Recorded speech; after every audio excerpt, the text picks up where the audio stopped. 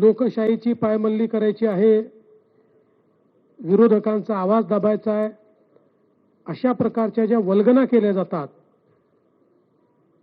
तर संयुक्त चिकित्सा समितीच्या माध्यमातून सर्वांना आपलं म्हणणं मांडता यावं ही व्यवस्था उपलब्ध करून देण्याकरता हे विधेयक आम्ही संयुक्त चिकित्सा समितीकडे पाठवलंय.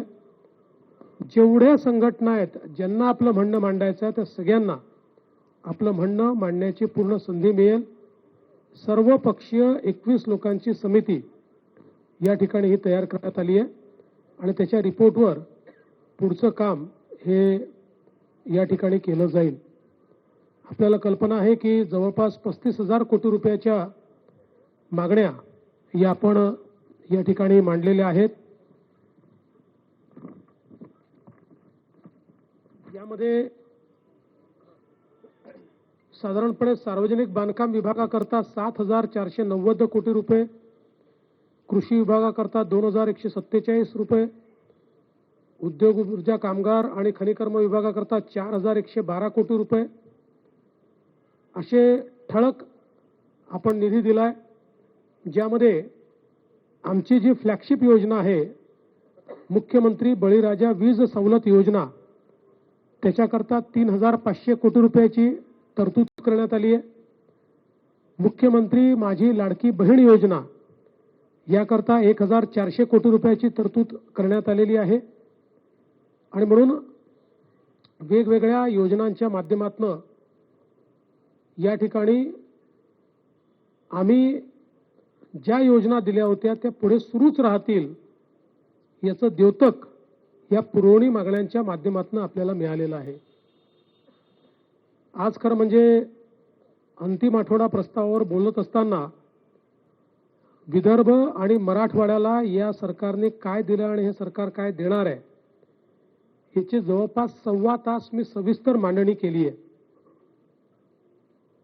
एक प्रकारे सिंचन असेल, उद्योग असेल, गेल्या 2.5 वर्षात कशा प्रकारे या मागास भागामध्ये परिवर्तन आमच्या सरकारने केलं याचा लेखाजोखा मांडत असताना पुढचा रोडमॅप देखील मी त्या ठिकाणी मांडलेला आहे. आमच्या सरकारच्या अजेंड्यावर महाराष्ट्र आहेच, पण महाराष्ट्रासोबत महाराष्ट्रातला जो मागास भाग आहे, ज्या ठिकाणी विकासाचा असमतोल आहे, त्याच्यावर आमचा फोकस आहे. आणि म्हणून नदीजोड प्रकल्प असतील, सिंचनाचे प्रकल्प असतील, उद्योग असेल, इन्फ्रास्ट्रक्चरचे प्रकल्प असतील, असा चौफेर विकास आम्ही कशा प्रकारे करतो हे आपण या ठिकाणी सांगितलंय. कापसाचा बोनस आपण घोषित केलेला आहे.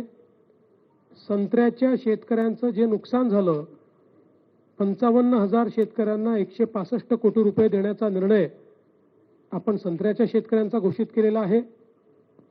सोयाबीनची खरेदी हमी भावानं गेल्या 15 वर्षात सर्वात जास्त रेकॉर्ड खरेदी आपण यावर्षी केलेली आहे. ती अजूनही सुरू आहे. 12 जानेवारीपर्यंत ही खरेदी सुरूच राहणार आहे. कापसाच्या खरेदीच्या संदर्भात मार्केटचा रेट हा हमी भावापेक्षा जास्त असल्यामुळे मार्केटमध्ये खरेदी मोठ्या प्रमाणात होत आहेत. CCI मध्ये आता फार कोणी कापूस आणत नाही. ती स्थिती तुरीची आहे. खरेदी केंद्र उघडले आहेत, पण मार्केटमध्ये हमी भावापेक्षा जास्त दर असल्यामुळे तुरीची खरेदी मार्केटमध्ये चाललेली आहे.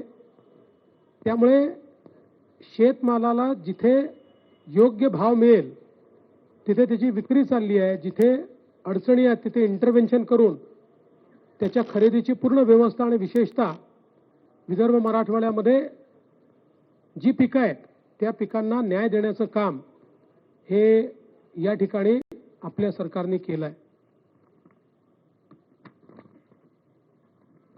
हे सगळं होत असताना या काळामध्ये आपण ADB सोबत देखील एक करार केला आणि एशियन डेव्हलपमेंट बँक आणि युरोपियन इन्व्हेस्टमेंट बँक या दोघांनी मिळून आपल्याला नागपूर मेट्रो करता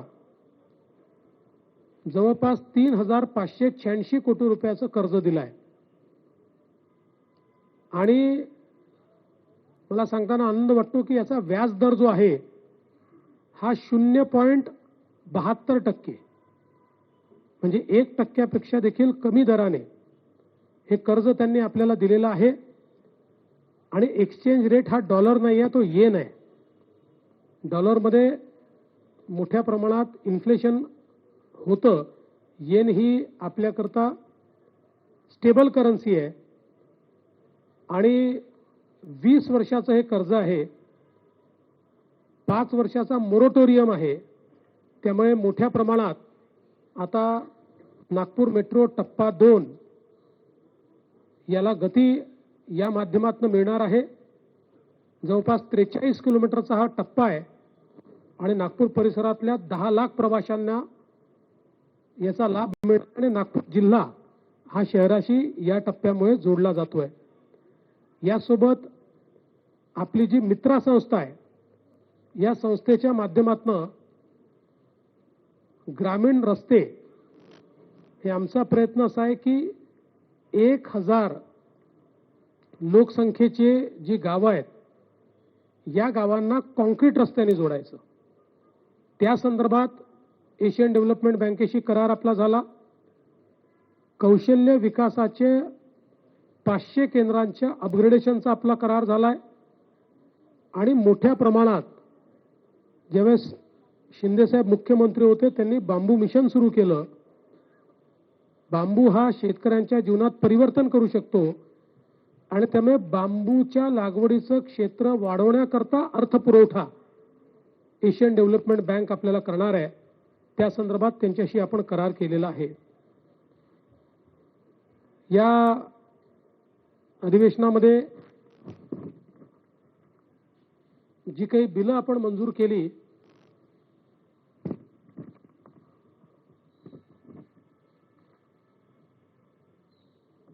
त्यातली काही बिलं अत्यंत महत्त्वाची आहेत, ज्याच्यामध्ये तुकडेबंदीच्या कायद्यामध्ये आपण परिवर्तन केल्यामुळे जो छोटा प्लॉट धारक होता त्याचं घर असून देखील त्याच्या प्लॉटचं नियमितीकरण होऊ शकत नव्हतं, ते नियमितीकरण आता होऊ शकणार आहे. खरं म्हणजे याचा निर्णय आपण मागच्या काळातच घेतला होता, पण 25% आपण त्याच्यावर दंड लावला होता. त्यामुळे 5-7 वर्षात एकही ऍप्लिकेशन आपल्याकडे आली नाही. तो दंड 5% करण्याचा निर्णय आपण घेतला. महाराष्ट्र राज्य कौशल्य विद्यापीठ जे आहे या विद्यापीठाला रतन टाटांचं नाव देण्याचा कायदा हा आपण या ठिकाणी मंजूर केलेला आहे.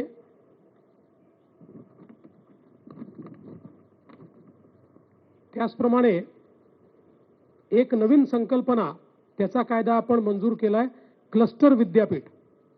क्लस्टर युनिव्हर्सिटी म्हणजे समूह विद्यापीठ. यूजीसीने आता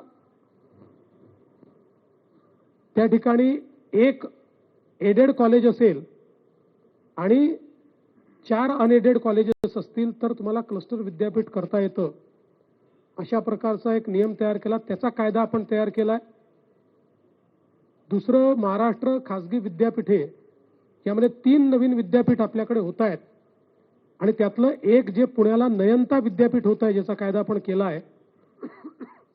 महाराष्ट्रातल्या आणि देशातल्या 10 प्रमुख उद्योजकांनी एकत्रित येऊन सेक्शन 8 कंपनी तयार केली, नॉन प्रॉफिट कंपनी तयार केली आणि या लोकांनी हैदराबादमध्ये जमीन घेऊन तिथे हे विद्यापीठ तयार करायचा निर्णय घेतला होता. मी स्वतः त्यांना विनंती केली की तुम्ही महाराष्ट्रात करा, आम्ही तुम्हाला वेगानं सगळ्या प्रकारच्या मान्यता देऊ आणि त्यांनी ते मान्य केलं आणि आता त्यांचं विद्यापीठ सुरू होत आहे. हे देशातलं एक आगळं वेगळं आणि ज्यामध्ये अत्यंत चांगल्या प्रकारचे वेगळ्या प्रकारचे कोर्सेस असतील आणि जागतिक विद्यापीठाशी कॉम्पिटिशन करू शकेल अशा प्रकारचे विद्यापीठ आता पुण्यामध्ये तयार होत आहे. दुसरं, आपण आपल्या गड किल्ल्यांवर जे लोक घाण करतात, दारू पितात, त्यांच्याकरता शिक्षा वाढवण्याच्या संदर्भात आपण विधेयक पास केलं. हैदराबाद इनामे व रोज अनुदाने या संदर्भातला कायदा मंजूर केला, ज्यामुळे मराठवाड्यामध्ये ज्या जमिनीवर लोक बसलेले आहेत आणि ते कुठेतरी निजामाच्या काळच्या जमिनी असल्यामुळे त्यांना वर्ग 2च्या जमिनी म्हणून ट्रीट केलं जातं, त्या वर्ग 1च्या म्हणजे त्याची मालकी त्या लोकांना देण्याचा निर्णय आपण केला. धाराशिव सारखं पूर्ण शहर हे वर्ग 2च्या जमिनीवर आहे. आता त्यांना वर्ग 1च्या जमिनीत ते कन्व्हर्ट करून घेता येईल. त्याचबरोबर सोबत महाराष्ट्र आपलं जे नॅशनल लॉ स्कूल